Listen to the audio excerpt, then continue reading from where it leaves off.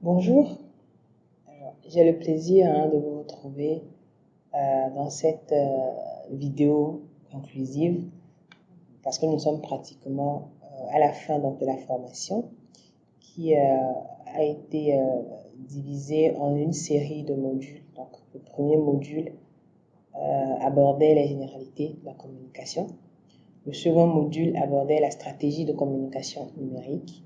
Le troisième module abordait les outils et les leviers d'action en numérique. Et le quatrième module donc abordait la charte graphique. Voilà. Mais avant donc de clôturer cette session de formation, concrètement, tout ce qu'on a pu voir avec les 4 modules, qu'est-ce que ça implique pour vous en tant que commune aujourd'hui? Qu'est-ce qu'il faut faire? Alors, concrètement, il faut dégager un budget. Il est impératif de dégager un budget pour la communication numérique et visuelle. Sans budget, on ne peut pas communiquer. C'est tout simplement impossible. Ensuite, il faut brainstormer. Brainstormer, c'est-à-dire réfléchir en groupe. Donc, faire des réunions de travail et réfléchir donc sur toutes ces étapes-là et savoir comment faire pour mettre en place tout ça. Ensuite, il faut concevoir votre stratégie. Et oui, il faut concevoir donc votre stratégie de communication numérique. Et pour finir, il faut faire des plans et les appliquer. Parce que rappelez-vous, on a dit qu'il y a une différence entre la stratégie de communication et donc les plans de communication. Donc, une fois que vous avez la stratégie, il faut faire à chaque fois, pour chaque campagne, pour chaque action de communication, des plans de communication et les appliquer. Donc, budget et brainstorming. En termes de budget, qu'est-ce qu'il faut faire? Il faut réfléchir sérieusement et concrètement sur le budget à disponibiliser pour la communication numérique et visuelle. Parce que du budget va dépendre donc la mise en application de la stratégie. Ensuite, sur le brainstorming, il faut faire des séances de travail pour décider de ce qu'il y aura dans votre stratégie compte tenu de votre budget.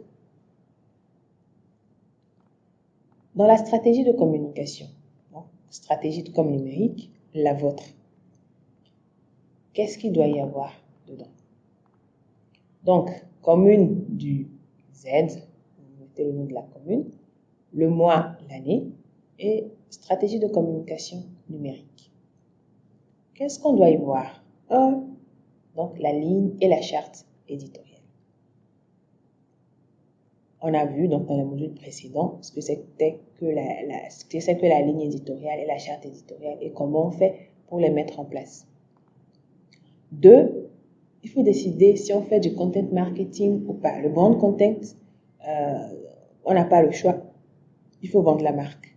Mais est-ce qu'on décide de faire aussi du content marketing? En 3, quelle est la vision de notre mairie? Où est-ce qu'on veut aller? Quelles sont donc nos missions? En 4, faire donc l'audit de la commune en faisant une analyse SWOT et une analyse Estelle. En 5, faire donc le SWOT de la communication. Ce n'est pas fini. En 6, quel est donc votre positionnement général de marketing territorial? Quelle est votre promesse? Quel est votre storytelling?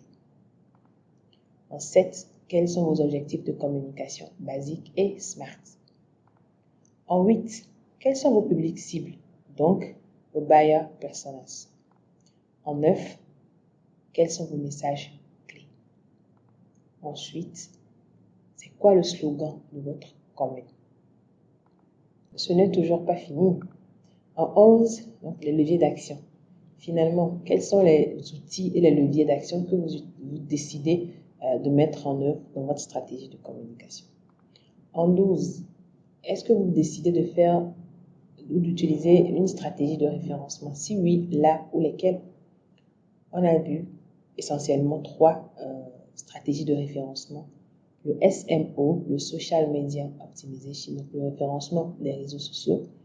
Le SEO, le Search Engine Optimization, donc le référencement naturel des réseaux sociaux. Et le SEA, le Search Engine Advertising, ou le référencement donc payant des sites web.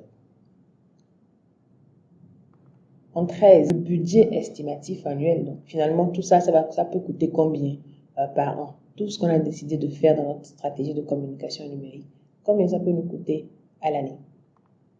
Ensuite, il faut décider d'un plan de communication standard. C'est comme faire un calendrier éditorial standard, ce qu'on a vu donc dans un des modules précédents. Comment est-ce qu'on fait un plan de communication standard? Qu'est-ce qu'on fait quand on a une action de communication? Quelles sont les actions rapidement qu'on pose? C'est une feuille de route. Et pour finir, il faut définir des KPIs par action de communication. Donc des KPI pour pouvoir faire ce qu'on appelle l'évaluation. Alors, ici, vous pouvez voir sur ce site chartgraphique.com des exemples de chartes graphiques pour vous inspirer. Vous verrez que ce sont des documents dont la taille varie. Vous avez des documents qui font plus de 100 pages, vous avez des documents qui font une vingtaine de pages. Donc, vous allez voir pour vous en inspirer. Donc, finalement, qu'est-ce qu'il faut faire en communication publique numérique? Il faut communiquer sur l'action publique. Il faut communiquer sur les sujets d'intérêt local et général. Il faut rendre effectivement service aux citoyens. Il faut lui rendre service parce qu'on a envie de le faire et qu'on a envie de l'aider. Il faut donner aux citoyens l'information car c'est tout simplement son droit. Il faut faire de la pédagogie répétitive sur la décentralisation. Parce que, on l'a vu dans un des modules précédents, la décentralisation est un phénomène nouveau. Les gens se retrouvent brusquement sur des territoires nouveaux en termes de géographie, en termes d'administration, en termes d'institutions. Qu'est-ce que cela implique pour eux? Il faut expliquer et réexpliquer. Il faut améliorer l'accueil des usagers. Ça, c'est valable pour toute administration. Même si on le fait bien, il faut le faire encore mieux. Il faut améliorer l'accueil. Il faut se montrer compréhensif, ouvert et à l'écoute des usagers. Et enfin, il faut considérer la communication comme un élément clé de la génération de revenus. Si on fait une campagne pour que les gens paient leurs taxes, financer la campagne, c'est un investissement parce que je fais la communication, j'investis dans la communication pour leur dire pourquoi ils doivent payer leurs taxes, qu'ils paient leurs taxes. Donc finalement, la communication, c'est comme un élément clé de la génération de revenus. Et on a dit les choses à faire, mais finalement, les choses à ne pas faire. Oubliez de communiquer sur le nouveau territoire, les nouvelles limites. Il ne faut pas faire ça. Il ne faut pas oublier cela.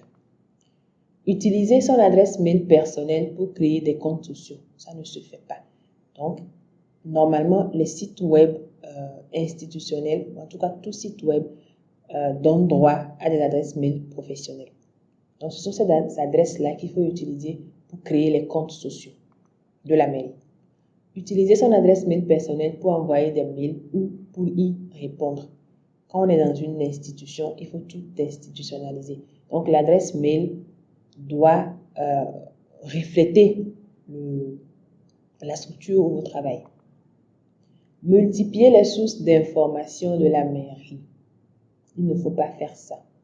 Il faut que la source d'information fiable soit restreinte. Pas restreinte dans le sens où il faut serrer l'information, faire de la rétention d'informations, mais restreinte dans le sens où il ne faut pas que les informations fusent de partout. Il faut qu'il y ait 1-2 personnes au maximum. On sait que bon, quand j'ai besoin de cette information, que je vais voir telle personne, c'est que j'ai l'information fiable. Donc, il ne faut pas multiplier les sources d'information. La preuve, même le gouvernement a un porte-parole. Donc, on sait que c'est le porte-parole qui donne les informations.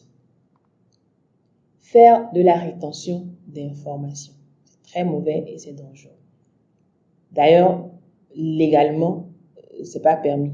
Le citoyen a droit à l'information. On ne doit pas faire de la rétention d'informations. Ignorer les avis des citoyens. Il ne faut pas faire cela. Si on recueille le feedback citoyen, c'est pour l'utiliser. Ça ne sert à rien de le recueillir si on ne l'utilise pas. Et il faut d'ailleurs le recueillir pour l'utiliser. Se montrer compliqué, illisible et impénétrable. Il faut être simple pour les usagers. Éviter la reddition des comptes. Il ne faut pas éviter la reddition des comptes. Il faut rendre compte aux citoyens. Il faut rendre compte aux contribuables. C'est une obligation légale et morale et aussi sociale.